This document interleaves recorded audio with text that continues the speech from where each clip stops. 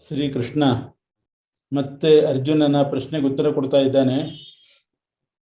ಅರ್ಜುನ ಪ್ರಶ್ನೆ ಮಾಡಿದ, ಕೃಷ್ಣ, ಒಂದು ಸಲ ಹೇಳಿದೆ ನೀನು ಕಾಮ್ಯ ಕರ್ಮಗಳನ್ನು ಬಿಟ್ಟು, ಅಂದರೆ ಸಕಾಮ ಕರ್ಮ ಬಿಟ್ಟು ಜ್ಞಾನೋಪಾಯವಾಗಿರ್ತಕ್ಕಂಥ ನಿಷ್ಕಾಮ ಕರ್ಮ ಮಾಡು ಅಂತ ಒಂದ್ಸಲ ಹೇಳಿದೆ.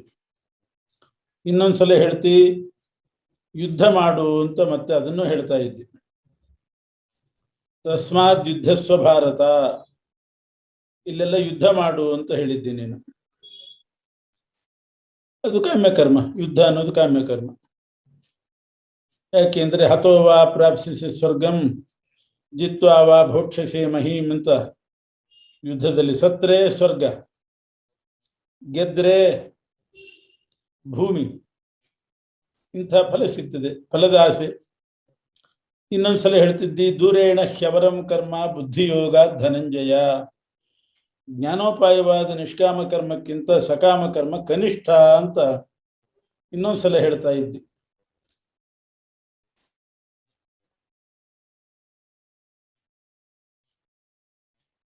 ಏನ್ ಮಾಡ್ಬೇಕು, ನಿನ್ನ ಅಭಿಪ್ರಾಯ ಏನು?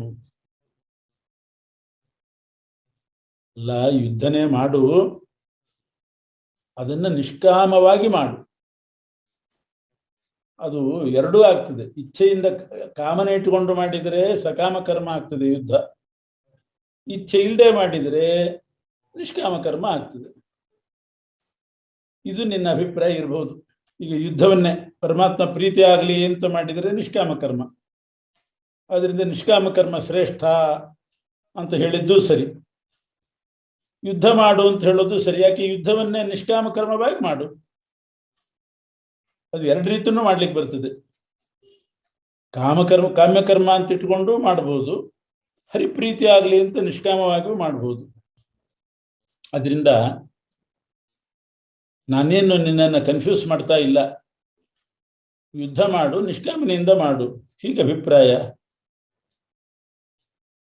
ಅಂದ್ರೆ ಅದ್ರ ಮೇಲೆ ಅರ್ಜುನ ಪ್ರಶ್ನೆ ಮಾಡ್ತಾನೆ, ಸರಿ ಯುದ್ಧನೇ ಮಾಡು, ಹರಿಪ್ರೀತಿ ಆಗಲಿ ಅಂತ ನಿಷ್ಕಾಮವಾಗಿ ಮಾಡು, ಯುದ್ಧವನ್ನ ನಿಷ್ಕಾಮ ಕರ್ಮ ಮಾಡಿಕೊಂಡು ಮಾಡು ಅಂತ. ಆದರೆ ಇದಕ್ಕಿಂತ ಯುದ್ಧ ಅನ್ನೋದನ್ನ ನಿಷ್ಕಾಮ ಕರ್ಮವಾಗಿ ಮಾಡೋದಕ್ಕಿಂತ ಸನ್ಯಾಸಿಗಳ ಧರ್ಮ ಇದೆಯಲ್ಲ, ಸನ್ಯಾಸಿಗಳು ಅನುಷ್ಠಾನ ಮಾಡುವಂತಹದ್ದು ಯಾವಾಗಲೂ ಭಗವಂತನ ಧ್ಯಾನ, ಜಪ, ತಪಸ್ಸು, ಇದು ಶ್ರೇಷ್ಠ ನಿಷ್ಕಾಮ ಧರ್ಮ, ಕೇವಲ ನಿಷ್ಕಾಮ ಧರ್ಮ ಇದು. ಯುದ್ಧ ಹಾಗಲ್ಲ, ಅದು ಕಾಮ್ಯನೂ ಆಗ್ಬಹುದು, ನಿಷ್ಕಾಮನೂ ಆಗ್ಬಹುದು. ಕಾಮ್ಯವಾಗುವಂತಹ ಕರ್ಮವನ್ನು ನಿಷ್ಕಾಮವಾಗಿ ಮಾಡೋದು, ಅದಕ್ಕಿಂತ ಕೇವಲ ನಿಷ್ಕಾಮವಾದಂತಹ ಸನ್ಯಾಸಿಗಳು ಮಾಡುವ ಧರ್ಮ ಮಾಡೋದು ಸುಲಭ ಅಲ್ವಾ? ಮತ್ತು ಯುದ್ಧ ಅನ್ನೋದು ಘೋರ, ಅದು ರಾಗದ್ವೇಷ ಮೂಲಕವಾಗಿಯೇ ನಡೀಬೇಕು ಯುದ್ಧ. ಇಲ್ಲದಿದ್ದರೆ ಅದು ಯುದ್ಧ ಮಾಡ್ಲಿಕ್ಕೆ ಆಗೋದಿಲ್ಲ. ದ್ವೇಷ ಇದೆಲ್ಲ ಬೇಕೇ ಬೇಕಾಗ್ತದೆ. ರಾಗದ್ವೇಷ ಮೂಲಕವಾಗಿ ನಡೆಯುವಂತಹ ಕರ್ಮ ಯುದ್ಧ, ಅದು ನಿಕೃಷ್ಟ, ಘೋರ ಬೇರೆ. ಜಪ, ತಪಸ್ಸು, ಇಂದ್ರಿಯ ನಿಗ್ರಹ, ಅಹಿಂಸಾ, ಸನ್ಯಾಸಿಗಳ ಧರ್ಮ ಅಂತ ಘೋರ ಅಲ್ಲ, ಅದು ಶ್ರೇಷ್ಠವೂ ಹೌದು. ಅದನ್ನು ಮಾಡುವಂತ ಉಪದೇಶ ಮಾಡೋದು ಬಿಟ್ಟು ಘೋರವಾದಂಥ ಯಾವ ರೀತಿನೂ ಮಾಡಬಹುದು ಅಂಥ ಯುದ್ಧವನ್ನ ನಿಷ್ಕಾಮವಾಗಿ ಮಾಡುವಂತ ಯಾಕೆ ಹೇಳ್ತಾ ಇದ್ದೀವಿ? ಇದು ನನ್ನ ಪ್ರಶ್ನೆ ಅಂತಾನೆ ಅರ್ಜುನ. ಅದಕ್ಕೆ ಕೃಷ್ಣ ಉತ್ತರ ಕೊಡ್ತಾನೆ, ಅರ್ಜುನ, ಮೋಕ್ಷ ಸಾಧನ ಎರಡು. ಈಗ ಪ್ರತಿಯೊಬ್ಬರಿಗೂ ಪರಮ ಗುರಿ ಏನು? ಮೋಕ್ಷ. ಮೋಕ್ಷಕ್ಕೆ ಸಾಧನವಾದದ್ದು ಎರಡು ಮಾರ್ಗ ಇದೆ. ಒಂದು ಜ್ಞಾನ ಮಾರ್ಗ, ಇನ್ನೊಂದು ಕರ್ಮ ಮಾರ್ಗ, ಅಥವಾ ಜ್ಞಾನಯೋಗ, ಕರ್ಮಯೋಗ ಅಂತ ಎರಡಿದೆ. ಕರ್ಮಯೋಗ ಅದರಲ್ಲೂ ಜ್ಞಾನ ಬೇಕೇ ಬೇಕು, ಜ್ಞಾನ ಇಲ್ಲದೆ ಮೋಕ್ಷ ಆಗೋದೇ ಇಲ್ಲ. ಕರ್ಮಯೋಗದಲ್ಲೂ ಜ್ಞಾನ ಸೇರಿರ್ತದೆ, ಆದರೆ ಸ್ವಲ್ಪ ಜ್ಞಾನ, ಕರ್ಮ ಜಾಸ್ತಿ, ಅದಕ್ಕೆ ಕರ್ಮಯೋಗ ಅಂತ ಹೆಸರು. ಇನ್ನೊಂದಿದೆ ಜ್ಞಾನಯೋಗ, ಅವರು ಕರ್ಮ ಮಾಡಲೇಬೇಕು, ಕರ್ಮ ಇದ್ದೇ ಇರ್ತದೆ, ಆದರೆ ಕರ್ಮ ಸ್ವಲ್ಪ, ಜ್ಞಾನ ಜಾಸ್ತಿ. ಕರ್ಮ ಸ್ವಲ್ಪ, ಜ್ಞಾನ ಜಾಸ್ತಿ ಇದ್ರೆ ಜ್ಞಾನಯೋಗ. ಜ್ಞಾನ ಸ್ವಲ್ಪ ಕರ್ಮ ಜಾಸ್ತಿ ಇದ್ರೆ ಅದು ಕರ್ಮಯೋಗ. ಹಾಲು ಸ್ವಲ್ಪ ನೀರೇ ಜಾಸ್ತಿ ಹಾಕಿದೆ ಅಂದ್ರೆ ಅದನ್ನ ನೀರು ಅಂತಲೇ ಕರೀತಾರೆ. ಹಾಲು ಸ್ವಲ್ಪ ನೀರು ಜಾಸ್ತಿ ಇದ್ರೆ ಅದು ನೀರೇ. ಒಂದು ಧರಣೆ ಹಾಲು ಒಂದು ಲೋಟ ಪೂರ್ತಿ ನೀರು ಹಾಕಿದ್ರೆ ಅದು ನೀರೇ. ಹಾಲು ಜಾಸ್ತಿ ನೀರು ಕಡಿಮೆ ಇದ್ರೆ ಅದನ್ನು ಹಾಲು ಅಂತ ಕರೀತಾರೆ. ಹಾಲಿಗೆ ನೀರು ಹಾಕಿ ಇರ್ತಾರೆ. ಸ್ವಲ್ಪ ಹಾಕಿದ್ರೆ ಅದು ಹಾಲೇ ಆಗ್ತದೆ, ಜಾಸ್ತಿ ಹಾಕಿದ್ರೆ ನೀರು ಅಂತ ಆಗ್ತದೆ. ಹಾಗೆ ಜ್ಞಾನ ಮಾರ್ಗ ಕರ್ಮ ಮಾರ್ಗ, ಜ್ಞಾನಯೋಗ ಕರ್ಮಯೋಗ ಅಂತ ಎರಡಿದೆ. ಎರಡರಲ್ಲಿಯೂ ಕೂಡ ಜ್ಞಾನ ಕರ್ಮ ಸೇರಿರ್ತದೆ. ಸ್ವಲ್ಪ ಸ್ವಲ್ಪ ಜ್ಞಾನಯೋಗದಲ್ಲಿ ಸ್ವಲ್ಪ ಕರ್ಮ, ಕರ್ಮಯೋಗದಲ್ಲಿ ಸ್ವಲ್ಪ ಜ್ಞಾನ, ಈ ರೀತಿ ವ್ಯವಹಾರ ಮಾಡ್ತಾರೆ. ಯಾರು ಆ ಮಾರ್ಗದಿಂದ ಮೋಕ್ಷಕ್ಕೆ ಹೋಗುವವರು? ಜನಕಾದಿಗಳಿದ್ದಾರೆ. ಜನಕ ಮಹಾರಾಜ ಮೊದಲಾದವರೆಲ್ಲ ಕರ್ಮಯೋಗಿಗಳು. ಅಂದ್ರೆ ಜ್ಞಾನ ಸ್ವಲ್ಪ ಸಂಪಾದನೆ ಮಾಡಿ ಕರ್ಮ ಹೆಚ್ಚು ಮಾಡಿ ಜ್ಞಾನಕ್ಕೆ ಮೋಕ್ಷಕ್ಕೆ ಹೋಗುವವರು ಜನಕಾದಿಗಳು. ಅವರು ಕರ್ಮಯೋಗಿಗಳು. ಸನಕಾದಿಗಳು ಅಂತ ಇದ್ದಾರೆ, ಸನ್ಯಾಸಿಗಳು. ಅವರು ಜ್ಞಾನ ಜಾಸ್ತಿ, ಸ್ವಲ್ಪ ಕರ್ಮ. ಜ್ಞಾನೋಪಾಯನೇ ಜಾಸ್ತಿ, ಕರ್ಮ ಸ್ವಲ್ಪ ಮಾಡ್ತಾರೆ. ಅವ್ರಿಗೆ ಜ್ಞಾನಯೋಗಿಗಳು ಅಂತ ಹೆಸರು ಸನಕಾದಿಗಳಿಗೆ. ಪ್ರಿಯವ್ರತ, ಜನಕ ಇವರೆಲ್ಲ ಕರ್ಮಯೋಗಿಗಳು. ಅರ್ಜುನ, ಈಗ ನೀನು ಜ್ಞಾನಯೋಗಿನೋ ಕರ್ಮಯೋಗಿನೋ ವಿಚಾರ ಮಾಡು. ಇಂದ್ರಾವತಾರ, ಅರ್ಜುನ ಇಂದ್ರಾವತಾರ. ನೀನು ಕೂಡ ಪ್ರಿಯವ್ರತ ಮೊದಲಾದ ಮಹಾರಾಜರಂತೆ ಕರ್ಮಯೋಗಿ ಆಗಿದ್ದಿ. ಸನಕಾದಿಗಳಂತೆ ಜ್ಞಾನಯೋಗಿ ಅಲ್ಲ ನೀನು. ಜನಕ, ಪ್ರಿಯವ್ರತ ಮೊದಲಾದವರು ಕರ್ಮಯೋಗದಿಂದಲೇ ಮೋಕ್ಷಕ್ಕೆ ಹೋಗಬೇಕು ಅಂತ ನಿಯಮ. ನೀನು ಕೂಡ ಕರ್ಮಯೋಗಿನೇ. ಆದ್ದರಿಂದ ಆ ಯುದ್ಧ ಅದು ಘೋರವೇ ಆಗಿರಲಿ, ಅದರಲ್ಲಿ ಹಿಂಸಾದಿಗಳಿದ್ರೂ ಘೋರವೇ ಆಗಿದ್ರೂ ಕೂಡ ನೀನು ಅದನ್ನು ಮಾಡಲೇಬೇಕು. ಯಾಕೆ? ನೀನು ಕರ್ಮಯೋಗಿ. ಆದ್ದರಿಂದ ಪ್ರಿಯವ್ರತ ಜನಕಾದಿಗಳ ಗುಂಪಿಗೆ ಸೇರಿದವನು ನೀನು, ಸನಕಾದಿಗಳ ಗುಂಪಿಗೆ ಸೇರಿಲ್ಲ. ಆದ್ರಿಂದ ಘೋರವಾದ ಯುದ್ಧ ಯಾಕೆ ಹೇಳ್ತೀವಿ ಅಂತ ಕೇಳ್ಬೇಡ. ಎರಡು ಮಾರ್ಗ ಇರ್ತದೆ, ಅವ್ರವ್ರ ಮಾರ್ಗದಲ್ಲಿ ಅವ್ರವ್ರು ಹೋಗ್ಬೇಕು. ಹಾಗೆ ನಿನಗೆ ಮಾರ್ಗ ಕರ್ಮಯೋಗ. ಅದನ್ನ ಘೋರವೋ ಮತ್ತೊಂದು ಅಂತ ವಿಚಾರ ಮಾಡಬಾರ್ದು. ಇದರ ಮೇಲೆ ಮತ್ತೆ ಅರ್ಜುನ ಪ್ರಶ್ನೆ ಮಾಡ್ತಾನೆ, ಮೋಕ್ಷಕ್ಕೆ ನೈಷ್ಕರ್ಮ್ಯ ಅಂತ ಶಾಸ್ತ್ರದಲ್ಲಿ ಕರೆದಿದ್ದಾರೆ. ಮೋಕ್ಷದ ಹೆಸರು, ಇನ್ನೊಂದು ಹೆಸರು ನೈಷ್ಕರ್ಮ್ಯ. ನೈಷ್ಕರ್ಮ್ಯ ಅಂದ್ರೆ ಏನು? ಕರ್ಮ ಮಾಡದೇ ಇದ್ರೆ ಸಿಗುವಂತಹದ್ದು ಮೋಕ್ಷ. ನೈಷ್ಕರ್ಮ್ಯ ಅನ್ನೋ ಹೆಸರೇ ಹೇಳ್ತದೆ ಕರ್ಮ ಮಾಡದೇ ಇದ್ರೆ ದೊರೀತದೆ ಅಂತ. ನೀನು ಕರ್ಮ ಮಾಡು ಅಂತಿದೆಯಲ್ಲ, ಅದು ನೈಷ್ಕರ್ಮ್ಯ ಅನ್ನೋ ಮೋಕ್ಷಕ್ಕೆ ವಿರುದ್ಧ ಆಯಿತು ಇಲ್ವೋ? ಆದ್ರಿಂದ ಮೋಕ್ಷದ ಹೆಸರು ನೋಡಿದರೆ ನೈಷ್ಕರ್ಮ್ಯ ಅಂದ್ರೆ ಕರ್ಮ ಬಿಡು ಅಂತ ಉಪದೇಶ ಮಾಡಬೇಕು. ಕರ್ಮ ಅಕರಣ, ಕರ್ಮ ಮಾಡದೇ ಇರೋದು, ಕರ್ಮ ಅಕರಣದಿಂದ ಲಭ್ಯವಾಗುವುದು. ಹೀಗಿರುವಾಗ ನೀನು ಕರ್ಮ ಮಾಡು ಅಂತ ಹೇಗೆ ಹೇಳ್ತೀವಿ? ಈ ಪ್ರಶ್ನೆ ಬಂದಾಗ ಕೃಷ್ಣ ಉತ್ತರ ಕೊಡ್ತಾನೆ, ಮೋಕ್ಷಕ್ಕೆ ನೈಷ್ಕರ್ಮ್ಯ ಅಂತ ಹೆಸರಿದೆ, ಇಲ್ಲ ಅಂತಲ್ಲ, ಹೆಸರಿದೆ. ಆದರೆ ಆ ಹೆಸರು ಬಂದದ್ದು ಕರ್ಮ ಬಿಟ್ರೆ ಸಿಗುವಂತಹದ್ದು ಅನ್ನೋ ಕಾರಣದಿಂದ ಅಲ್ಲ. ಮತ್ತೇನು? ನೈಷ್ಕರ್ಮ್ಯ ಅಂತ ಯಾಕೆ ಕರೆದ್ರು?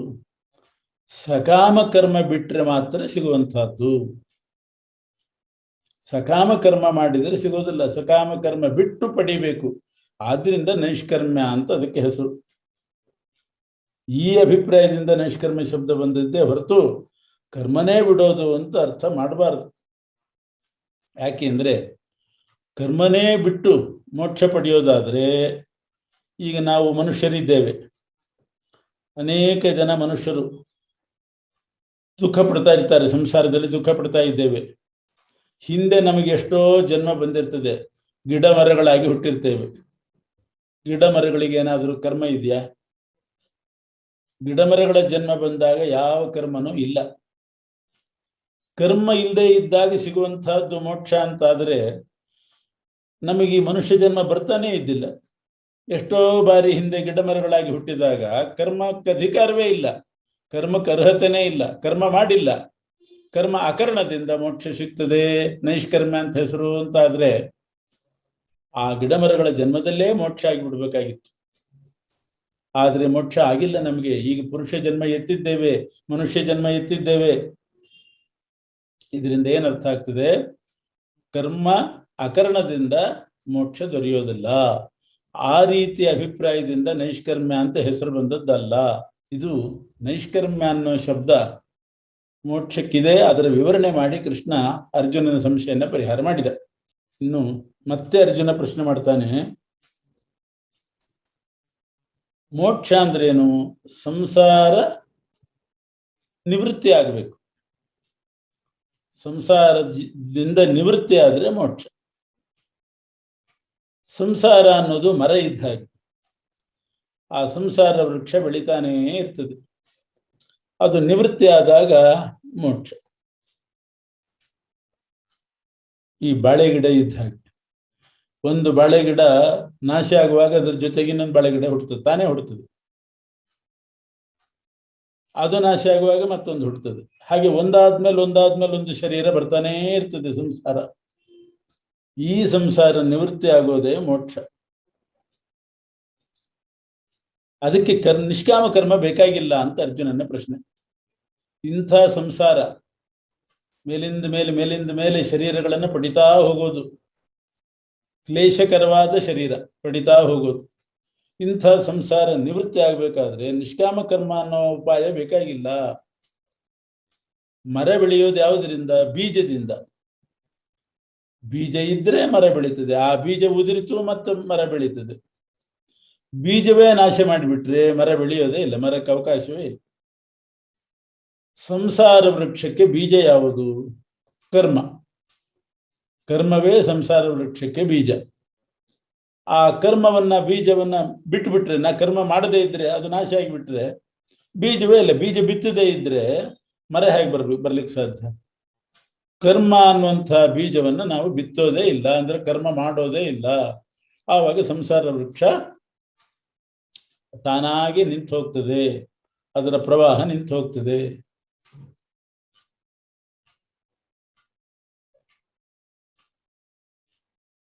ಅಂತಂದ್ರೆ ಕರ್ಮ ಅನಾದಿಯಾಗಿ ಬೇಕಾದಷ್ಟು ಕರ್ಮ ಇದೆಯಲ್ಲ, ಅಂದ್ರೆ ಎಲ್ಲ ಕರ್ಮವನ್ನ ಅನುಭೋಗಿಸಿ ನಾಶ ಮಾಡಿಬಿಡೋದು. ಇರೋ ಕರ್ಮವನ್ನ ಇದು ಬಿತ್ತಬೇಕಾಗಿಲ್ಲ, ಕರ್ಮ ಇದ್ರೆ ಸಾಕು ಸಂಸಾರ ಬೆಳೀತದೆ. ಅದಕ್ಕೆ ಅರ್ಜುನ ಹೇಳ್ತಾನೆ, ಇರೋ ಕರ್ಮಗಳನ್ನೆಲ್ಲ ಅನುಭೋಗ ಮಾಡಿ ನಾಶ ಮಾಡಿಬಿಟ್ರೆ ಆಯ್ತು. ಬೀಜವನ್ನು ತಿಂದು ಹಾಕಿಬಿಟ್ರೆ ಹೇಗೋ ಹಾಗೆ ಇರೋ ಕರ್ಮಗಳನ್ನೆಲ್ಲ ಅನುಭವಿಸಿಬಿಡೋಣ. ಹೊಸ ಕರ್ಮ ಮಾಡೋದು ಬೇಡ. ಹೊಸ ಕರ್ಮ ಮಾಡೋದು ಬೇಡ. ಹಿಂದಿನಿಂದ ಪೂರ್ವಜನ್ಮ, ಅದ್ರ ಪೂರ್ವಜನ್ಮ, ಆ ಪರಂಪರೆಯಿಂದ ಬಂದ ಕರ್ಮ ಅನುಭವಿಸೋದು.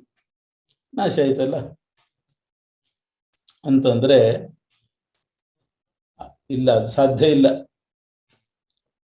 ಇಷ್ಟರವರೆಗೆ ನಾವು ಸಂಸಾರಕ್ಕೆ ಬಂದಿದ್ದೀವಿ, ಇಲ್ಲ ಪ್ರಪಂಚಕ್ಕೆ ಅನಂತ ಕರ್ಮ ಸಂಗ್ರಹ ಆಗಿರ್ತದೆ.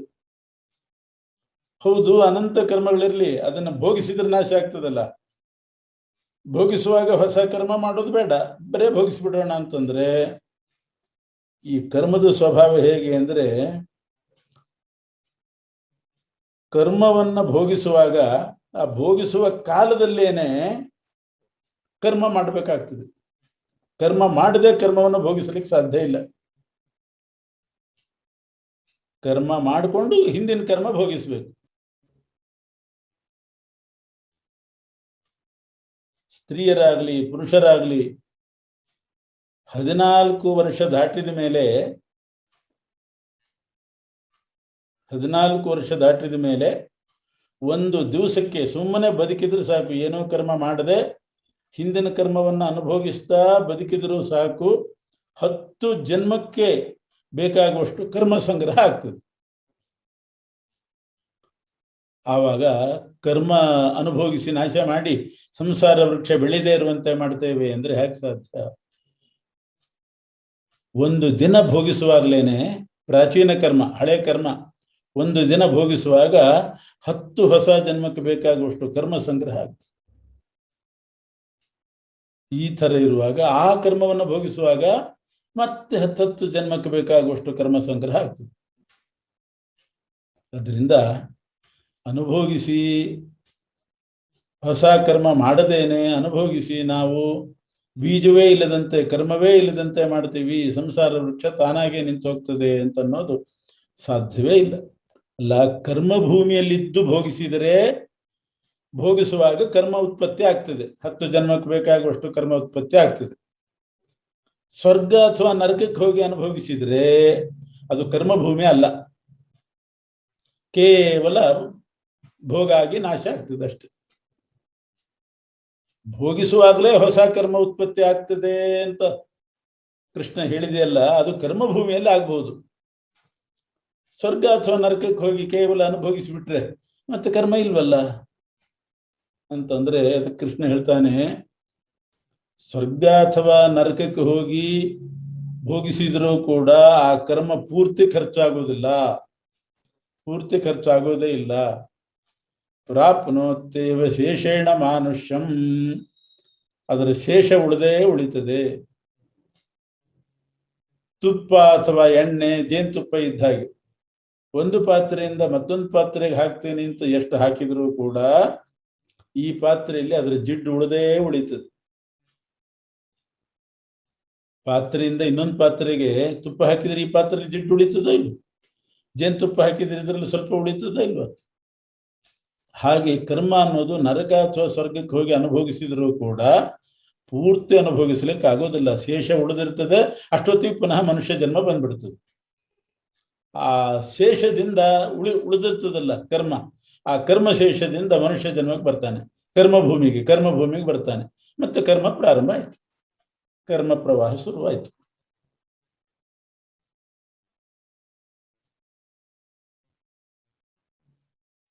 ಹಾಗಾದ್ರೆ ಮತ್ತೆ ಅರ್ಜುನ ಪ್ರಶ್ನೆ ಮಾಡ್ತಾನೆ, ಈಗ ನಿಷ್ಕಾಮ ಕರ್ಮಕ್ಕೆ ಫಲ ಇದೆಯೋ? ಇಲ್ಲ, ನಿಷ್ಕಾಮ ಕರ್ಮಕ್ಕೆ ಫಲ ಇಲ್ಲ. ಕರ್ಮ ಅಕರ್ಣ, ಕರ್ಮ ಮಾಡದೆ ಸುಮ್ಮನೆ ಕೂತರೆ ಅದಕ್ಕೂ ಫಲ ಇಲ್ಲ. ಆದ್ರಿಂದ ಫಲ ಇಲ್ಲ ಅನ್ನೋದು ಎರಡಕ್ಕೂ ಸಮಾನ. ನಿಷ್ಕಾಮ ಕರ್ಮ ಮಾಡಿದರೂ ಫಲ ಇಲ್ಲ, ಯಾಕೆಂದ್ರೆ ಇವನಿಗೆ ಆಸೆನೇ ಇಲ್ಲ. ಕರ್ಮ ಮಾಡದೇ ಇದ್ರೂ ಫಲ ಸಿಗೋದಿಲ್ಲ. ಅದರಿಂದ ನಿಷ್ಕಾಮ ಕರ್ಮ, ಕರ್ಮ ಅಕರಣ ಎರಡೂ ಸಮಾನವೇ ಆಯಿತು. ಎರಡೂ ಸಮಾನವಾದಾಗ ಮೋಕ್ಷಕ್ಕೋಸ್ಕರವಾಗಿ ನಿಷ್ಕಾಮ ಕರ್ಮ ಮಾಡು ಅಂತ ಯಾಕೆ ಹೇಳ್ತಿದ್ದೀನಿ? ಕರ್ಮ ಅಕರ್ಣವೂ ಕೂಡ ಮೋಕ್ಷಕ್ಕೆ ಸಾಧನ ಆಗಬಹುದಲ್ಲ. ಈಗ ಸನ್ಯಾಸಾಶ್ರಮ ಇದೆ, ಸ್ವರ್ಗಾದಿ ರೂಪ, ಸ್ವರ್ಗ ಸುಖ ಅಂತ ಫಲ ಅದಕ್ಕಿಲ್ಲ. ಕರ್ಮ ಅಕರ್ಣ, ಕರ್ಮ ಮಾಡಲಿಲ್ಲ ಒಬ್ಬ, ಅವನಿಗೂ ಸ್ವರ್ಗ ಸುಖ ಇಲ್ಲ. ಆದ್ರಿಂದ ಸ್ವರ್ಗ ಸುಖ ಅನ್ನೋ ಫಲ ಎರಡಕ್ಕೂ ಇಲ್ಲ. ಹೀಗಿರುವಾಗ ಎರಡೂ ಸಮಾನವಾಯಿತು. ಆದ್ರಿಂದ ಸನ್ಯಾಸವು ಮೋಕ್ಷಕ್ಕೆ ಕಾರಣ ಆಗುವಂತೆ ಕರ್ಮ ಅಕರ್ಣವೂ ಕೂಡ ಮೋಕ್ಷಕ್ಕೆ ಸಾಧನ ಆಗಲಿ. ಸ್ವರ್ಗಾದಿ ರೂಪ ಫಲ ನಿಷ್ಕಾಮ ಕರ್ಮಕ್ಕೂ ಇಲ್ಲ, ಕರ್ಮ ಅಕರ್ಣಕ್ಕೂ ಇಲ್ಲ.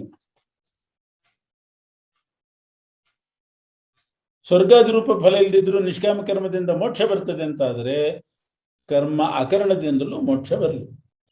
ಇದಕ್ಕೆ ಕೃಷ್ಣ ಉತ್ತರ ಕೊಡ್ತಾನೆ, ಕರ್ಮ ಅಕರ್ಣದಿಂದ ಫಲ ಇಲ್ಲ, ನಿಷ್ಕಾಮ ಕರ್ಮದಿಂದಲೂ ಫಲ ಇಲ್ಲ, ಎರಡೂ ಸಮಾನ ಅಂತ ನೀನು ಭ್ರಮಿಸಬೇಡ. ನಿಷ್ಕಾಮ ಕರ್ಮಕ್ಕೆ ಫಲ ಇಲ್ಲ ಅಂತ ಹೇಳಿದ್ದು ಯಾರು? ಸ್ವರ್ಗಾದಿ ಸುಖ ರೂಪವಾದ ಫಲ ಇಲ್ಲ ಅಷ್ಟೇ ಹೊರತು ಅಂತಃಕರಣ ಶುದ್ಧಿ ಆಗ್ತದೆ, ಆ ಫಲ ಇದೆ. ಅದರ ಮೂಲಕ ಬ್ರಹ್ಮಜ್ಞಾನ ಆಗ್ತದೆ, ಬ್ರಹ್ಮಜ್ಞಾನದಿಂದ ಮೋಕ್ಷ ಆಗ್ತದೆ. ಇಂಥ ಫಲ ಇದ್ದೇ ಇದೆ. ನಿಷ್ಕಾಮ ಕರ್ಮಕ್ಕೆ ಫಲ ಇಲ್ಲ ಅಂತ ಅನ್ನೋದು ಸರಿಯಲ್ಲ. ಅಂತಃಕರಣ ಶುದ್ಧಿ, ಅದರಿಂದ ಭೋಗ ಸಾಮಗ್ರಿಯಲ್ಲಿ ವೈರಾಗ್ಯ, ಶ್ರವಣ ಮನನ ಧ್ಯಾನ, ಬ್ರಹ್ಮಜ್ಞಾನ, ಆಮೇಲೆ ಪರಮಾತ್ಮನ ಪ್ರಸಾದ, ಪ್ರಸಾದದ ಮೂಲಕ ಮೋಕ್ಷ, ಇವೆಲ್ಲ ಬರ್ತದೆ. ಕರ್ಮ ಅಕರ್ಣದಿಂದ ಯಾವುದು ಆಗುವುದಿಲ್ಲ, ಯಾವ ಫಲವೂ ಸಿಗೋದಿಲ್ಲ. ಈಗ ಒಬ್ಬ ಭೃತ್ಯ ಇದ್ದಾನೆ, ನಿಷ್ಕಾಮವಾಗಿ ರಾಜನನ್ನು ಸೇವೆ ಮಾಡಿದ. ರಾಜನ ಅವನಿಗೆ ಸಂಬಳ ಅನ್ನೋದು ಇಲ್ದಿದ್ರೂ ಕೂಡ ಆ ರಾಜ ಅವನ ಮೇಲೆ ಪ್ರೀತಿ ಮಾಡ್ತಾನೆ, ತನ್ನ ಅರಮನೆಯನ್ನೇ ಕೊಡಬಹುದು, ಇಲ್ಲೇ ವಾಸ ಮಾಡು ಅಂತ ಹೇಳ್ತಾನೆ, ಬೇಕಾದಷ್ಟು ಅನುಗ್ರಹ ಮಾಡ್ತಾನೆ. ಆದರೆ ಸೇವೆನೇ ಮಾಡದೇ ಇರುವಂಥ ಮನೆಯಲ್ಲೇ ಕೂತ್ಕೊಂಡವನು ಅವನು ಸೇವೆ ಮಾಡಲಿಲ್ಲ, ಅವನಿಗೇನಾದರೂ ಫಲ ಆ ರಾಜನ ಅನುಗ್ರಹ ಆಗ್ತದ? ಆಗೋದು. ನಿಷ್ಕಾಮ ಸೇವೆ ಮಾಡುವ ಭೃತ್ಯನಿಗೆ ರಾಜನ ಅನುಗ್ರಹ ಆಗ್ತದೆ, ಸೇವೆನೇ ಮಾಡಿದೆ ಮನೇಲಿ ಕೂತವನಿಗೆ ಏನೂ ಇಲ್ಲ. ಆದ್ರಿಂದ ನಿಷ್ಕಾಮ ಕರ್ಮ ಮತ್ತು ಕರ್ಮ ಆಕರಣ ಸಮಾನ ಅಂತ ಹೇಳಬಾರ್ದು. ನಿಷ್ಕಾಮ ಕರ್ಮಕ್ಕೆ ಭಗವಂತನ ಪ್ರೀತಿ, ಅವನ ಪ್ರಸಾದ, ಮೋಕ್ಷ ಇವೆಲ್ಲ ಇದ್ದೇ ಇದೆ. ಬಹಳ ವ್ಯತ್ಯಾಸ ಇದೆ ನಿಷ್ಕಾಮ ಕರ್ಮಕ್ಕೂ ಕರ್ಮ ಆಕರಣಕ್ಕೂ. ಅದರಿಂದ ಕರ್ಮ ಆಕರಣ ಅಂದ್ರೆ ಮಾಡೋದೆಲ್ಲ ಸುಮ್ಮನೆ ಕೊಡ್ತೀನಿ ಅಂತ ಹೇಳ್ಬೇಡ, ಮಾಡು, ನಿಷ್ಕಾಮನೆಯಿಂದ ಮಾಡು, ಬಯಸಿದ್ದಕ್ಕಿಂತ ಹೆಚ್ಚಿನ ಫಲವೇ ಸಿಗ್ತದೆ. ಅಲ್ಲ, ಇನ್ನೊಂದು ಪ್ರಶ್ನೆ ಮಾಡ್ತಾನೆ ಅರ್ಜುನ. ಸಂಸಾರ ಬಂಧನಕ್ಕೆ ಜೀವ ಒಳಗಾಗ್ತಾನೆ, ಈ ಕ್ಲೇಶಮಯವಾದ ಕಷ್ಟಮಯವಾದ ಸಂಸಾರ ಬಂಧನಕ್ಕೆ ಒಳಗಾಗ್ತಾನೆ. ಯಾಕೆ? ಕರ್ಮಣ ಬದ್ಧತೆ ಜಂತು, ಕರ್ಮದಿಂದ ಬಂಧನ. ಈ ಪ್ರಮಾಣದ ಪ್ರಕಾರ ಕರ್ಮವು ಬಂಧನಕ್ಕೆ ಕಾರಣ ಹೊರತು ಭಗವದ್ ಅನುಗ್ರಹದ ಮೂಲಕ ಮೋಕ್ಷಕ್ಕೆ ಕಾರಣ ಆಗ್ತದೆ ಅಂತ ನೀನು ಹೇಳ್ತಾ ಇದ್ದಿ. ಪ್ರಮಾಣ ಶಾಸ್ತ್ರವೇ ಹೇಳ್ತಾ ಇದೆ ಕರ್ಮ ಅನ್ನೋದು ಬಂಧಕ. ಮಾಡಿದ್ದುಣ್ಣೋ ಮಹಾರಾಯ ಅಂತಾರಲ್ಲ, ಹಾಗಿದು ಬಂಧಕ, ಕರ್ಮ ಬಂಧಕ ಅಂತ ಪ್ರಶ್ನೆ ಬಂದ್ರೆ ಅದಕ್ಕೆ ಕೃಷ್ಣ ಹೇಳ್ತಾನೆ, ಆ ವಾಕ್ಯಕ್ಕೂ ಕೂಡ ಅರ್ಥನೇ ಬೇರೆ. ಕರ್ಮಣ ಬದ್ಧತೆ ಜಂತು ಅಂತಂದ್ರೆ ಯಾವ ಕರ್ಮ ಯಜ್ಞರೂಪವಾಗಿ ನಡೆಯೋದಿಲ್ವೋ ಆ ಕರ್ಮ ಬಂಧಕ ಅಷ್ಟೆ. ಆ ಕರ್ಮ ಬಂಧಕ. ಯಜ್ಞರೂಪವಾಗಿ ನಮ್ಮ ಕರ್ಮಗಳೆಲ್ಲ ಯುದ್ಧವೇ, ಯಜ್ಞರೂಪವಾಗಿ ನಡೀತು ಅಂದ್ರೆ ಅದು ಬಂಧಕ ಅಲ್ಲ.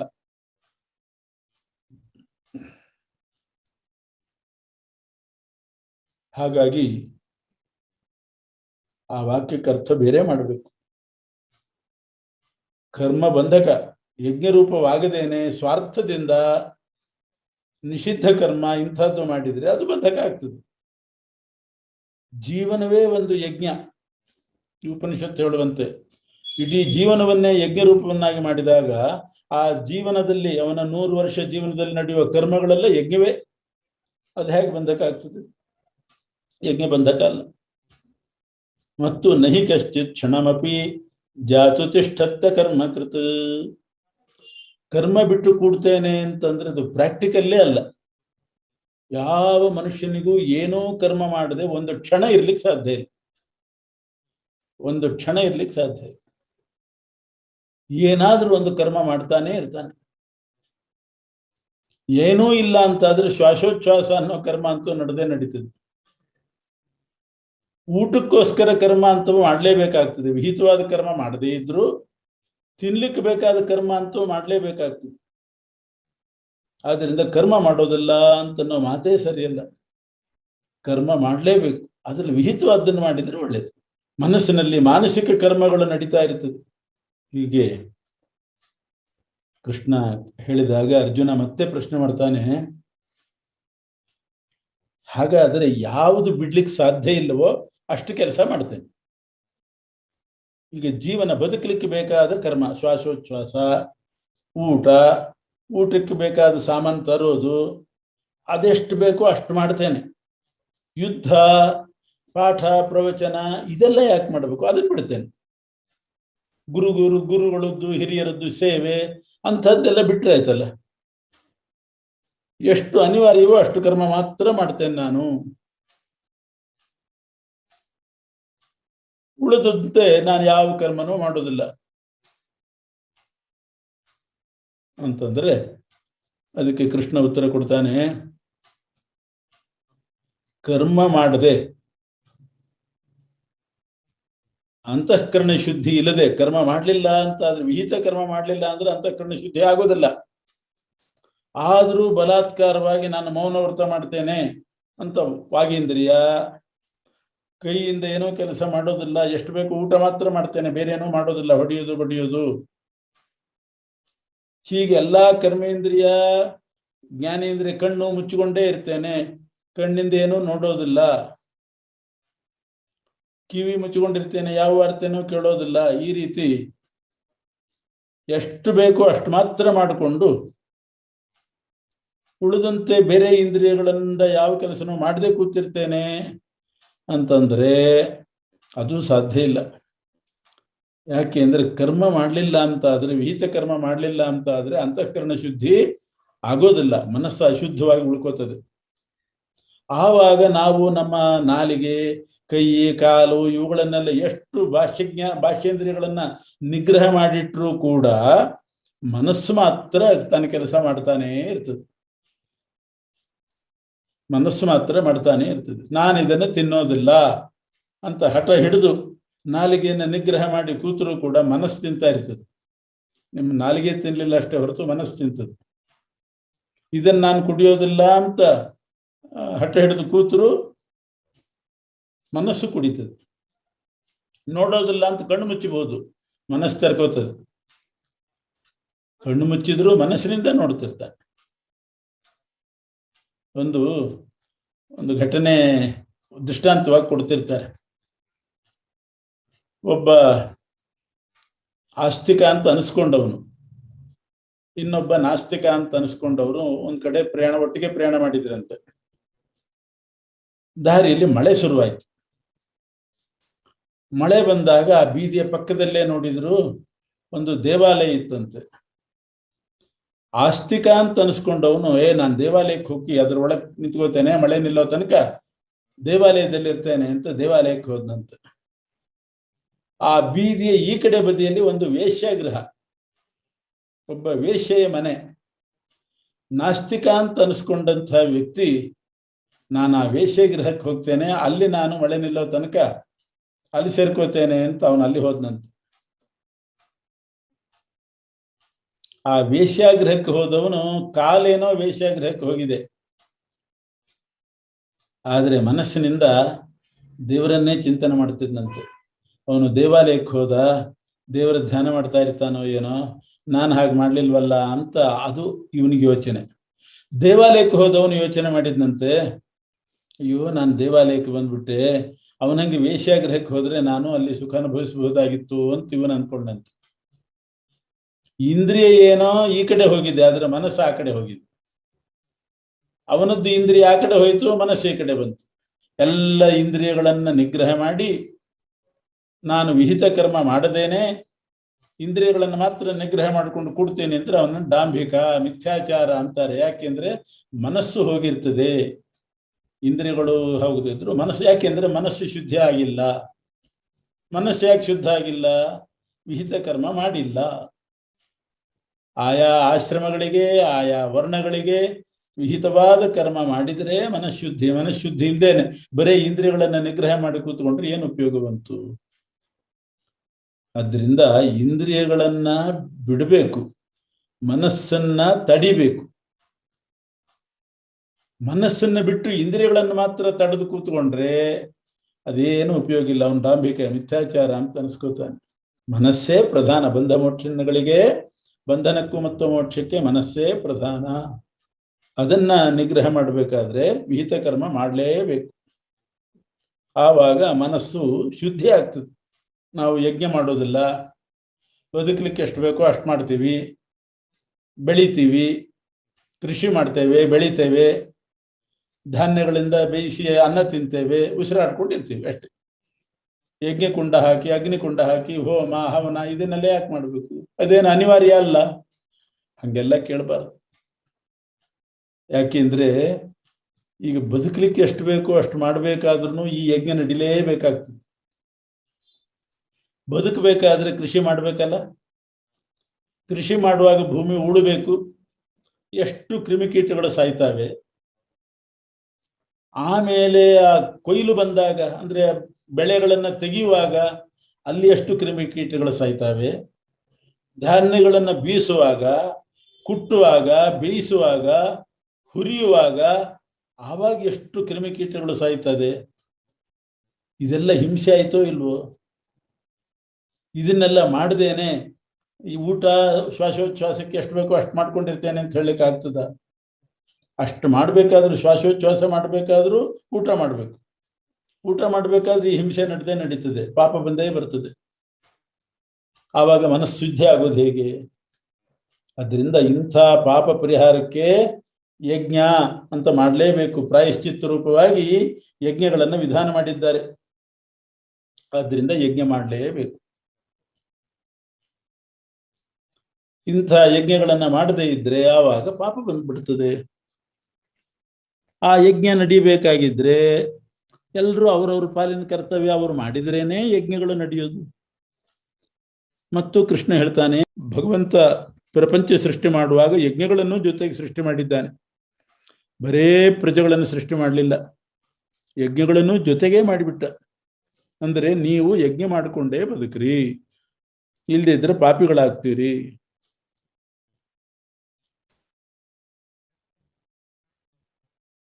ಈ ಯಜ್ಞಗಳಿಂದ ಪ್ರಸನ್ನರಾದ ದೇವತೆಗಳು ನಿಮ್ಮ ಅಭೀಷ್ಟ ಕೊಡ್ತಾರೆ. ಆದ್ರಿಂದ ನೀವೇನು ತಿಂತೀರಿ ಮಾಡ್ತೀರಿ ಅದನ್ನ ದೇವತೆಗಳೇ ಕೊಡೋದು. ಮಳೆ ಕೊಡೋದು ದೇವತೆಗಳು, ಬಿಸಿಲು ಕೊಡೋದು ದೇವತೆಗಳು, ಅಗ್ನಿ ಇವೆಲ್ಲ ಬೇಕೇ ಬೇಕು ಬದುಕಲಿಕ್ಕೆ. ಅವರಿಗೆ ಆಹುತಿ ಕೊಟ್ಟು ನೀವು ಸ್ವೀಕಾರ ಮಾಡ್ರಿ. ಕೇವಲ ನಾವು ದೇವತೆಗಳಿಂದ ಪಡಿತೇವೆ, ಅವ್ರು ಯಾವುದು ಕೊಡೋದಿಲ್ಲ ಅಂತಂದ್ರೆ ಇದು ಅಪಚಾರ ಆಗ್ತದೆ ದೇವತೆಗಳಿಗೆ. ಅವರೇ ಕೊಟ್ಟದ್ದನ್ನು ಸ್ವಲ್ಪ ಆದರೂ ಅವ್ರಿಗೆ ಕೊಡ್ಬೇಕಲ್ಲ. ಅದರಿಂದ ಪರಸ್ಪರ ಬೇಕದು. ಅವ್ರು ನಮಗೆ ಕೊಡ್ತಾರೆ, ಮಳೆ ಬರೆಸೋದು ನಮ್ಮ ಕೈಯಲ್ಲಿಲ್ಲ, ನಿಲ್ಲಿಸೋದು ನಮ್ಮ ಕೈಯಲ್ಲಿಲ್ಲ. ಏನೋ ಕ್ರಿಮಿಕೀಟಗಳು ಬಂದು ಹಾಳಾಗಿ ಬೆಳೆ ಎಲ್ಲ ನಾಶ ಆಗಿಬಿಡ್ಬೋದು, ನಮ್ಮ ಕೈಯಲ್ಲಿಲ್ಲ. ಏನೋ ಇದ್ದಕ್ಕಿದ್ದ ಹಾಗೆ ರೋಗ ರುಜಿನಗಳು ಸೃಷ್ಟಿಯಾಗಿಬಿಡ್ಬೋದು, ಅದನ್ನ ತಡಿಲಿಕ್ಕೆ ಬರದೇ ಇರುವಂತೆ ತಡೆಯೋದು ನಮ್ಮ ಕೈಯಲ್ಲಿಲ್ಲ. ಎಲ್ಲ ದೇವತೆಗಳು ಮಾಡುವ ಉಪಕಾರ. ಆ ದೇವತೆಗಳಿಗೆ ನಾವು ಪ್ರತಿಯಾಗಿ ಕೃತಜ್ಞತೆ ಹೇಳಬೇಕಾದ್ರೆ ಯಜ್ಞಯಾಗಾದಿಗಳು ಮಾಡಲೇಬೇಕು. ಅದಕ್ಕಾಗಿ ಕರ್ಮ ಮಾಡಬೇಕು. ಅನಿವಾರ್ಯ ಕರ್ಮ ಮಾತ್ರ ಮಾಡ್ತೇವೆ, ಯಜ್ಞ ಅನಿವಾರ್ಯ ಏನಲ್ಲ, ಅದನ್ನು ಬಿಡಬಹುದು ಅಂತ ಯೋಚನೆ ಮಾಡೋ ಹಾಗಿಲ್ಲ. ರಾಜ ಪ್ರಜೆಗಳಿಗೆ ಭೂಮಿ ಕೊಡ್ತಾನೆ, ನೀರು ಕೊಡ್ತಾನೆ, ಸರ್ಕಾರ ಭೂಮಿ ನೀರು ಎಲ್ಲ ವ್ಯವಸ್ಥೆ ಮಾಡ್ತದೆ, ಓಡಾಡ್ಲಿಕ್ಕೆ ರೋಡ್ ವ್ಯವಸ್ಥೆ ಮಾಡ್ತದೆ. ಅದಕ್ಕೆ ಟ್ಯಾಕ್ಸ್ ಕಟ್ಟಬೇಕಲ್ಲ. ಟ್ಯಾಕ್ಸ್ ಕಟ್ಟದೆ ಹೋದರೆ ಅಪರಾಧ ಆಗ್ತದೆ. ಆದ್ದರಿಂದ ನಾವು ಸರ್ಕಾರದಿಂದ ಪಡೆದ ಮೇಲೆ ಸರ್ಕಾರಕ್ಕೆ ಟ್ಯಾಕ್ಸ್ ಕಟ್ಟಬೇಕು. ಹಾಗೆ ಭಗವಂತನಿಂದ ನಾವು ಸೌಲಭ್ಯ ಪಡೆದ ಮೇಲೆ ಅವನಿಗೆ ಆಹುತಿ ಕೊಡಲೇಬೇಕು, ದೇವತಾರಾಧನೆ ಮಾಡಲೇಬೇಕು. ಮಾಡಲಿಲ್ಲ ಅಂತಂದ್ರೆ ಅವನು ಕಳ್ಳನಿಗಾಗುವ ಶಿಕ್ಷೆ ಅವನಿಗೆ ಆಗ್ತದೆ. ಅದರಿಂದ ಯಜ್ಞ ಮಾಡಿ ಯಜ್ಞ ಶಿಷ್ಟವಾದದ್ದನ್ನೇ ತಿನ್ನಬೇಕು, ದೇವತೆಗಳಿಗೆ ಸಮರ್ಪಣೆ ಮಾಡಿ ಉಳಿದದ್ದನ್ನೇ ತಿನ್ನಬೇಕು. ಅದು ಅಮೃತಕ್ಕೆ ಸಮಾನ. ಆದರೆ ಅದು ಒಬ್ಬೊಬ್ಬರಿಗೆ ಒಂದೊಂದು ಥರ ಇದೆ. ಗೃಹಸ್ಥರಾದವರು ಯಜ್ಞಾದಿಗಳನ್ನು ಮಾಡಬೇಕು, ಸನ್ಯಾಸಿಗಳಾದವರು ಅಭಯ ಪ್ರದಾನ, ಶಾಸ್ತ್ರಾಧ್ಯಯನ, ಪ್ರವಚನ ಇದು ಅವರಿಗೆ, ತಪಸ್ಸು ಇದೆಲ್ಲ. ಬ್ರಹ್ಮಯಜ್ಞ ಅಂದರೆ ವೇದಾಧ್ಯಯನ, ಪಿತೃಯಜ್ಞ ಶ್ರಾದ್ದಾದಿಗಳು, ಅತಿಥಿ ಸತ್ಕಾರ, ದೇವತೆಗಳಿಗೆ ಆಹುತಿ ಕೊಡೋದು, ಪ್ರಾಣಿಗಳಿಗೆ ಬಲಿ ಕೊಡೋದು, ಇವೆಲ್ಲ ಮಾಡಬೇಕು. ಶ್ರಾದ್ದಾದಿಗಳಿಂದ ಪಿತೃಗಳಿಗೆ ಪ್ರೀತಿ ಆಗ್ತದೆ, ಬ್ರಹ್ಮಯಜ್ಞದಿಂದ ಋಷಿಗಳಿಗೆ ಪ್ರೀತಿ, ಪಿತೃಗಳಿಂದ ಋಷಿಗಳಿಂದ ಎಲ್ರಿಗೂ ನಮಗೆ ಋಣ ಇದ್ದೇ ಇದೆ. ಮನುಷ್ಯರ ಋಣ ಇರ್ತದೆ. ಅದಕ್ಕೆ ಅತಿಥಿ ಸತ್ಕಾರ ಇತ್ಯಾದಿಗಳನ್ನು ಮಾಡಿ ಪರಸ್ಪರ ಮನುಷ್ಯರು ಪ್ರೀತಿಯಿಂದ ಇರಲಿಕ್ಕೆ ಕಾರಣ ಆಗ್ತದೆ. ಹಾಲು ಕೊಡ್ತಕ್ಕಂಥ ಪ್ರಾಣಿಗಳಿದ್ದಾವೆ, ಗೊಬ್ಬರ ಕೊಡ್ತಕ್ಕಂಥ ಪ್ರಾಣಿಗಳಿದ್ದಾವೆ. ಆ ಪ್ರಾಣಿಗಳಿಗೂ ಕೂಡ ನಾವು ಆಹಾರ ಹಾಕಬೇಕು. ಬ್ರಹ್ಮಚಾರಿಯಾದವನು ವೇದಾಧ್ಯಯನ ಮಾಡೋದು, ಗುರುಕುಲ ವಾಸ ಮಾಡೋದು, ಗುರು ಸೇವೆ, ವಾನಪ್ರಸ್ಥಾಶ್ರಮಗಳು, ಅರಣ್ಯದಲ್ಲಿದ್ದುಕೊಂಡು ತಪಸ್ಸು ಮಾಡಬೇಕು, ಅದರಿಂದ ಧರ್ಮ ಉತ್ಪತ್ತಿ. ಹೀಗೆ ನಾನಾ ರೀತಿಯಾಗಿರ್ತಕ್ಕಂಥ ಯಜ್ಞಗಳಿದೆ. ಅದನ್ನು ಮಾಡ್ತಾ ಇದ್ದರೆ ಆವಾಗ ಅಂತಃಕರಣ ಶುದ್ಧಿಯಾಗಿ ನಮಗೆ ಪಾಪ ಪರಿಹಾರ ಆಗ್ತದೆ. ಅದರಿಂದ ಘೋರವೋ ಸೌಮ್ಯವೋ ಅದನ್ನು ನೋಡಬಾರ್ದು, ಯಾರ ಪಾಲಿಗೆ ಏನಿದೆಯೋ ಅದನ್ನು ಮಾಡ್ತಾ ಹೋಗ್ಬೇಕು. ಮತ್ತೆ ಕೃಷ್ಣ ಇನ್ನೊಂದು ಹೇಳ್ತಾನೆ, ಕರ್ಮವನ್ನ ಪ್ರತಿಯೊಬ್ಬರೂ ಕೂಡ ಮಾಡಲೇಬೇಕು. ಮಾಡದೇ ಇದ್ರೆ ಜಗಚ್ಚಕ್ರವೇ ತಿರುಗೋದಿಲ್ಲ, ಜಗಚ್ಚಕ್ರ ನಿಂತು ಹೋಗಿಬಿಡ್ತದೆ. ಜಗಚ್ಚಕ್ರ ತಿರುಗ್ತಾ ಇದ್ರೆ ಎಲ್ಲರೂ ಬದುಕ್ತಾರೆ. ಆ ಜಗಚ್ಚಕ್ರವೇ ನಿಂತು ಹೋಗಿಬಿಟ್ರೆ ಏನದು ಜಗಚ್ಚಕ್ರ? ಒಂದು ಅದ್ಭುತವಾದ ಕಲ್ಪನೆ ಕೊಡ್ತಾನೆ. ಏನದು ಜಗಚ್ಚಕ್ರ ಅಂದರೆ ಅನ್ನದಿಂದ ಮನುಷ್ಯನ ಬದುಕು, ಮತ್ತು ಅನ್ನವು ವಿಕಾರವಾಗಿ ರಕ್ತವಾಗಿ ಅದರಿಂದ ಪ್ರಾಣಿಗಳ ಉತ್ಪತ್ತಿ. ಪ್ರಾಣಿಗಳ ಉತ್ಪತ್ತಿ, ಮನುಷ್ಯರ ಉತ್ಪತ್ತಿ ಮತ್ತು ಬದುಕು ಎರಡಕ್ಕೂ ಅನ್ನ ಬೇಕು. ತಂದೆ ತಾಯಿಗಳು ತಿಂದ ಅನ್ನದಿಂದಲೇನೆ ಮನುಷ್ಯ ಹುಟ್ಟೋದು. ಅದು ವಿಕಾರವಾಗಿ ರಕ್ತವಾಗಿ ವಿಕಾರವಾಗಿ ಅದರಿಂದಲೇ ಹುಟ್ಟೋದು. ಹುಟ್ಟಿದ ಮೇಲೆ ಬದುಕಲಿಕ್ಕೂ ಅನ್ನ ಬೇಕು. ಅಂತೂ ಅನ್ನದಿಂದ ಪ್ರಾಣಿಗಳ ಉತ್ಪತ್ತಿ, ಬದುಕು. ಮನುಷ್ಯರು ಬದುಕಬೇಕಾದ್ರೆ, ಹುಟ್ಟಬೇಕಾದ್ರೆ ಅನ್ನ ಬೇಕು. ಅನ್ನಕ್ಕೆ ಮೋಡ ಬೇಕು. ಮೋಡ ತಯಾರಾಗಿ ಮಳೆ ಬಂದು ಬೆಳೆ ಬಂದರೆ ಅನ್ನ. ಹಾಗಾಗಿ ಬದುಕಲಿಕ್ಕೆ ಅನ್ನ ಬೇಕು, ಅನ್ನಕ್ಕೆ ಮೋಡ ಬೇಕು. ಮೋಡ ತಯಾರಾಗಲಿಕ್ಕೆ ಯಜ್ಞ ಬೇಕು. ಯಜ್ಞದ ಧೂಮವೇ ಆಕಾಶಕ್ಕೆ ಹೋಗಿ ಮೋಡ ಆಗೋದು. ಮಂತ್ರ ಹೇಳಿ ಆಹುತಿ ಕೊಟ್ಟಾಗ ಆ ಧೂಮ ಮೋಡ ಆಗ್ತದೆ. ಅದರಿಂದ ಬೆಳೆ. ಅಂತೂ ಬದುಕಲಿಕ್ಕೆ ಅನ್ನ ಬೇಕು, ಅನ್ನಕ್ಕೆ ಮೋಡ ಬೇಕು, ಮೋಡಕ್ಕೆ ಯಜ್ಞ ಬೇಕು. ಯಜ್ಞ ನಡಿಬೇಕಾದ್ರೆ 4 ವರ್ಣದವರು ಕರ್ಮ ಮಾಡಬೇಕು. ಅವರವ್ರ ಕರ್ಮ ಮಾಡಬೇಕು. ಬ್ರಾಹ್ಮಣರು ಮಂತ್ರ ಹೇಳಬೇಕು, ಕ್ಷತ್ರಿಯರು ದುಷ್ಟರು ಬರದೇ ಇದ್ದ ಹಾಗೆ ನೋಡ್ಕೋಬೇಕು, ವೈಶ್ಯರು ಗೋರಕ್ಷ ಇತ್ಯಾದಿಗಳನ್ನು ಮಾಡಿ ತುಪ್ಪ ಒದಗಿಸ್ಬೇಕು, ಶೂದ್ರ ವರ್ಣದವರು ಇಟ್ಟಿಗೆ ಕಟ್ಟಿಗೆ ಇವೆಲ್ಲ ಒದಗಿಸ್ಬೇಕು. ಅಂತೂ ಪ್ರತಿಯೊಬ್ಬರು ತಮ್ಮ ತಮ್ಮ ಕರ್ಮ ಮಾಡಿದರೆ ಯಜ್ಞ ನಡೀತದೆ. ಯಜ್ಞದಿಂದ ಮೋಡ, ಮೋಡದಿಂದ ಅನ್ನ, ಅನ್ನದಿಂದ ಬದುಕು. ಕರ್ಮ ಮಾಡಬೇಕಾದ್ರೆ ಕರ್ಮ ಬ್ರಹ್ಮೋದ್ಭವಂ ವಿದ್ಧಿ. ಪರಮಾತ್ಮನ ಅಭಿವ್ಯಕ್ತಿ ಆದರೆ ಕರ್ಮ ನಡೀತದೆ. ಪರಮಾತ್ಮನ ಅಭಿವ್ಯಕ್ತಿ ಆಗಬೇಕಾದ್ರೆ ಬ್ರಹ್ಮ ಅಕ್ಷರ ಸಮೋದ್ಭವಂ. ಪರಮಾತ್ಮನ ಮಂತ್ರಗಳು, ವೇದ ಮಂತ್ರಗಳು, ಸ್ತೋತ್ರ ಇದು ಎಲ್ಲಿರ್ತದೋ ಅಲ್ಲಿ ಆ ವೇದದಿಂದ ಭಗವಂತನ ಅಭಿವ್ಯಕ್ತಿ. ಅಭಿವ್ಯಕ್ತನಾದ ಪರಮಾತ್ಮ ಕರ್ಮ ಮಾಡಿಸ್ತಾನೆ. ಕರ್ಮದಿಂದ ಯಜ್ಞ, ಇದು ಮೋಡ, ಯಜ್ಞ ನಡೀತದೆ. ಯಜ್ಞದಿಂದ ಮೋಡ, ಮೋಡದಿಂದ ಅನ್ನ, ಅನ್ನದಿಂದ ಬದುಕು. ಆ ಮಂತ್ರದಿಂದ ಪರಮಾತ್ಮನ ಅಭಿವ್ಯಕ್ತಿ. ಮಂತ್ರ ಹೇಳಲಿಕ್ಕೆ ಯಾರು ಬೇಕು? ಮನುಷ್ಯರು ಬೇಕು. ಅವರು ಬದುಕಬೇಕು. ಮನುಷ್ಯರು ಅನ್ನ ತಿಂದರೆ ಬದುಕಿದ್ರೆ ಮಂತ್ರ ಹೇಳಲಿಕ್ಕೆ ಆಗ್ತದೆ. ಹಾಗಾಗಿ ಬದುಕಿದ ಮನುಷ್ಯರೇ ಮಂತ್ರ ಹೇಳುವವರು. ಮಂತ್ರದಿಂದ ಪರಮಾತ್ಮನ ಅಭಿವ್ಯಕ್ತಿ, ಅಭಿವ್ಯಕ್ತನಾದ ಪರಮಾತ್ಮನಿಂದ ಕರ್ಮ ನಡೆಯೋದು, ಕರ್ಮದಿಂದ ಯಜ್ಞ, ಯಜ್ಞದಿಂದ ಮೋಡ, ಮೋಡದಿಂದ ಅನ್ನ, ಅನ್ನದಿಂದ ಬದುಕು. ಆ ಬದುಕಿದಾಗ ಮತ್ತೆ ಮಂತ್ರ. ಬದುಕದಿದ್ದರೆ ಮಂತ್ರ ಇಲ್ಲ. ಮಂತ್ರದಿಂದ ಪರಮಾತ್ಮನ ಅಭಿವ್ಯಕ್ತಿ, ಅಭಿವ್ಯಕ್ತನಾದ ಪರಮಾತ್ಮನಿಂದಲೇ ಕರ್ಮ, ಆ ಕರ್ಮದಿಂದ ಯಜ್ಞ. ಹೀಗೆ ಜಗಚ್ಚಕ್ರ ಇದು. ಇದರಲ್ಲಿ ಕರ್ಮದ ಪಾತ್ರ ಇದೆಯೋ ಇಲ್ವೋ? ಯಜ್ಞದ್ದು ಪಾತ್ರ ಇದೆ, ಕರ್ಮದ ಪಾತ್ರ ಇದೆ, ಅನ್ನದ್ದು ಇದೆ, ಎಲ್ಲದರದ್ದು ಇದೆ. ಕರ್ಮಕ್ಕೂ ಒಂದು ಸ್ಥಾನ ಇದೆ ಈ ಚಕ್ರದಲ್ಲಿ. ಕರ್ಮ ಬಿಟ್ಟರೆ ಚಕ್ರ ಇಲ್ಲ. ಚಕ್ರದಲ್ಲಿ ಕರ್ಮ ಸೇರಿದೆ.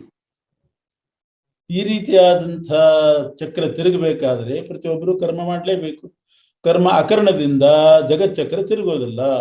ಹೀಗೆ ಅರ್ಜುನನ ಪ್ರಶ್ನೆಗಳಿಗೆಲ್ಲ ಶ್ರೀಕೃಷ್ಣ ಸಮಾಧಾನ ಹೇಳ್ತಾ ಇದ್ದಾನೆ.